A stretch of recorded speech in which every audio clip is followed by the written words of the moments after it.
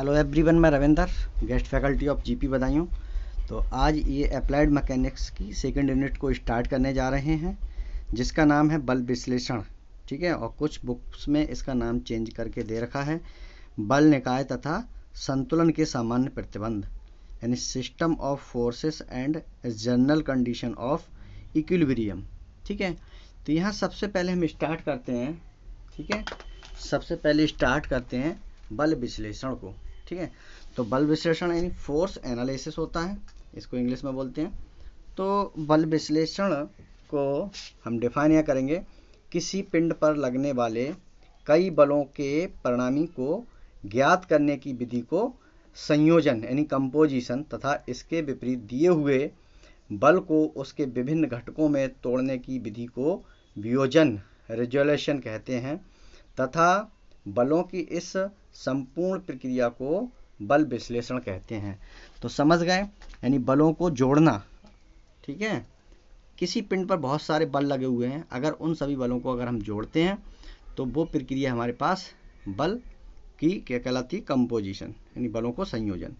और बलों को अगर किसी बल को डिफरेंट घटकों में, बहुत सारे घटकों में तोड़ दिया जाए तो ये क्रिया कहलाती है बल का वियोजन, और इस संपूर्ण प्रक्रिया को हम बल विश्लेषण कहते हैं। ठीक है, उसके बाद देखते हैं बल निकाय। ठीक है, बल निकाय क्या है? Force system. फोर्स सिस्टम क्या है? किसी पिंड पर लगने वाले विभिन्न बलों के समूह को बल निकाय कहते हैं, यानी ग्रुप ऑफ फोर्सेस। ठीक है, तो ग्रुप ऑफ फोर्सेस, मान लीजिए कोई एक इस तरह से पिंड है और इस पर बहुत सारे ये बल लग रहे हैं। ठीक है, एक साथ बहुत सारे ग्रुप में बल लग रहे हैं, तो उन सब बलों को हम कहते हैं बल की निकाय, यानी बल निकाय। ठीक है, और बल निकाय का हम क्लासिफिकेशन देखेंगे कि बल निकाय का क्लासिफिकेशन क्या है। तो बल निकाय का क्लासिफिकेशन हम कैसे करते हैं? ठीक है, यानी वर्गीकरण। तो बल निकाय का वर्गीकरण उसकी दिशा, क्रिया बिंदु, ठीक है, तथा समतल पर निर्भर करती है। यानी जो भी बल निकाय है, बल निकाय क्या है? कुछ नहीं है। ठीक है, बहुत सारे बल मिलकर एक किसी पिंड पर एक साथ लगे तो उसको बल निकाय कहते हैं। अब वो बल निकाय किस कैटेगरी की है, तो उसको कैटेगरी हमें पता करने के लिए उस बल निकाय की डायरेक्शन पता होनी चाहिए, उसका क्रिया बिंदु पता होना चाहिए, और उसका क्रिया समतल पता होना चाहिए। तीन चीज़ अगर हमें पता है तो हम बड़े ही आसानी से बता सकते हैं। ठीक है, तो यहाँ पर बल निकाय के लिए हमने जो क्लासिफिकेशन किया है, ठीक है, बल निकाय के लिए, तो वो मेनली पहले दो भागों में डिवाइड किया है। ठीक है, समतलीय बल और असमतलीय बल, यानी कोप्लेनर फोर्स और नॉन कोप्लेनर फोर्स।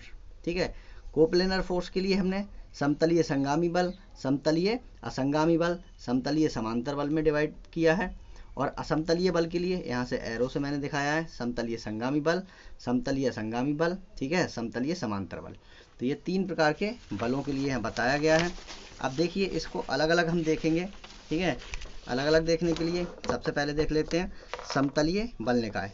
ठीक है, तो समतलीय बल निकाय का ये नोट्स जो है आपको कैमरे के सामने हम लाए हैं, और इसको बोर्ड पे अभी डिस्कस करने जा रहे हैं। ठीक है, तो ये आपको इसलिए यहाँ बता दे रहे हैं ताकि आपको लिखने में आसानी हो जाए। ठीक है, ये देख लीजिए पूरा नोट्स, इसका डायग्राम। ठीक है, तो ये हो गए हमारे। दूसरा पेज ले कैमरे के सामने ला रहे हैं। ठीक है, दूसरा पेज ये देख लीजिए आप। ठीक है, दूसरा पेज कैमरे के सामने ला रहे हैं, इसको आपको नोट करने में आसानी हो जाएगी। ठीक है, और इसको बोर्ड पे ले जाके हम डिस्कस कर दे रहे हैं। ये क्वेश्चन बहुत ही इंपॉर्टेंट है, पूछा जाता है एग्ज़ाम में। ठीक है, जिसको आप नोट कर लेंगे। ठीक है, ये आ गया। अगला इसका पेज दिखाते हैं, समतलीय समांतर बल। अच्छा, चलिए ठीक है, थोड़ा आगे पीछे हो गया है, वो हम अभी आपको बोर्ड पर डिस्कस कर देंगे। ठीक है, वीडियो में मज़ा नहीं है, दोबारा से बनाते हैं।